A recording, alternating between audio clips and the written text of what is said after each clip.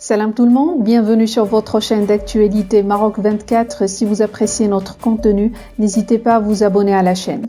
Aujourd'hui, lundi 27 février 2023, on a choisi de vous parler du vœu du président français Emmanuel Macron de se lancer à la reconquête d'une Afrique désabusée à la veille de se rendre au Gabon, en Angola, au Congo et en République démocratique du Congo afin de tenter de redorer le blason d'une France bien ternie ces derniers temps. Et ce surtout au Sahel, en Afrique du Nord et en Afrique de l'Ouest où les anciens amis et partenaires se rebiffent et rejettent en bloc la politique française en Afrique, toujours et encore basée sur une forme néocolonialiste dans les relations bilatérales, avec des mentalités ancrées dans des visions et des visées à la fois passéistes et anachroniques. Plus de détails dans cette revue de presse tirée des sites d'information H24 Info et laqotidien.ma. Le président Emmanuel Macron entame mercredi une tournée dans 4 pays d'Afrique centrale, le Gabon, l'Angola, le Congo et la République démocratique du Congo. Avant cela, le chef de l'État prononcera un discours lundi pour dévoiler la nouvelle stratégie africaine de la France. Il y présentera ses priorités et sa méthode pour approfondir le partenariat entre la France, l'Europe et le continent africain, mais aussi la délicate question du dispositif militaire français, notamment au Sahel, après le retrait des troupes françaises au Mali et plus récemment au Burkina Faso. Le Mali comme le Burkina Faso, qui jusqu'à peu faisait partie du précaré de la France en Afrique de l'Ouest, ont décidé de s'affranchir de la tutelle française après que des militaires aient pris le pouvoir dans ces deux pays et ont fait appel aux Russes pour les aider dans leur guerre contre les groupes djihadistes. La France avait auparavant déjà perdu pied dans d'autres pays africains, à l'instar de la République centrafricaine, qui elle aussi a fait appel à des instructeurs russes pour stabiliser un pays ravagé par la guerre civile. Du côté des opinions publiques, le même désamour est constaté à l'encontre de l'ex-puissance coloniale. Les manifestations sont légion aussi bien à Bamako, Ouagadougou qu'à Conakry, où la rue peste régulièrement contre la présence française en Afrique. Sur les réseaux sociaux aussi, le discours anti-français gagne du terrain, sans doute aidé par l'activisme des trolls financés par le Kremlin. Une puissance militaire déclinante. Le constat est terrible pour Paris, l'Afrique est en train de lui glisser entre les mains. Et il s'agit malheureusement pour elle, d'un mouvement de fond, que l'on peut expliquer par plusieurs raisons. Secouée par la guerre en Ukraine, la France s'est soudainement rendue compte qu'elle n'avait pas les moyens militaires de soutenir une guerre de haute intensité dans le cas où elle devait un jour affronter la Russie. Ce sont des généraux français qui le disent, et ce depuis plusieurs années.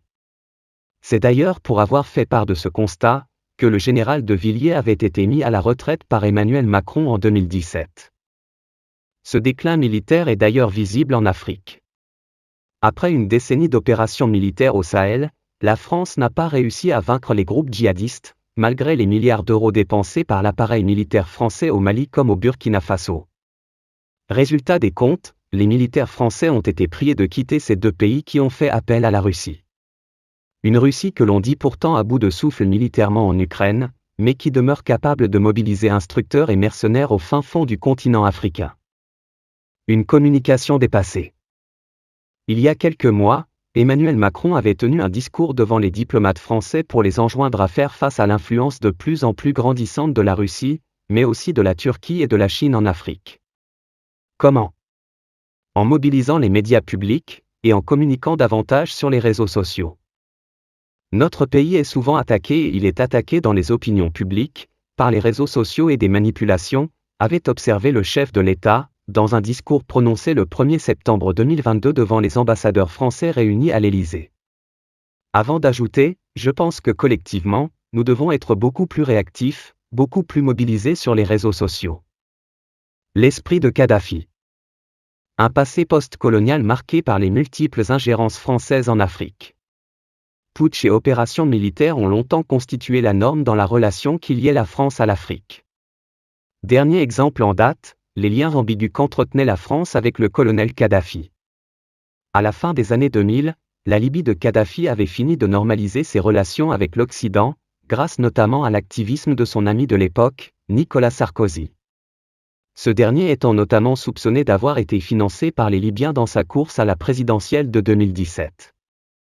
Seulement en 2011, lorsqu'éclate la révolution libyenne, Sarkozy lâche son ami de l'époque et fait pression sur la communauté internationale pour attaquer militairement le régime libyen. Résultat, c'est toute la région sahélienne qui sera déstabilisée par cette intervention après que la quantité faramineuse d'armes que possédait l'armée de Kadhafi ait été éparpillée aux quatre coins du Sahara. C'est en quelque sorte l'histoire du pompier pyromane. La France intervient au Sahel pour lutter contre des djihadistes que la France elle-même a aidé à armer, suite à son intervention hasardeuse en Libye. Et ça, l'Afrique ne l'oublie pas.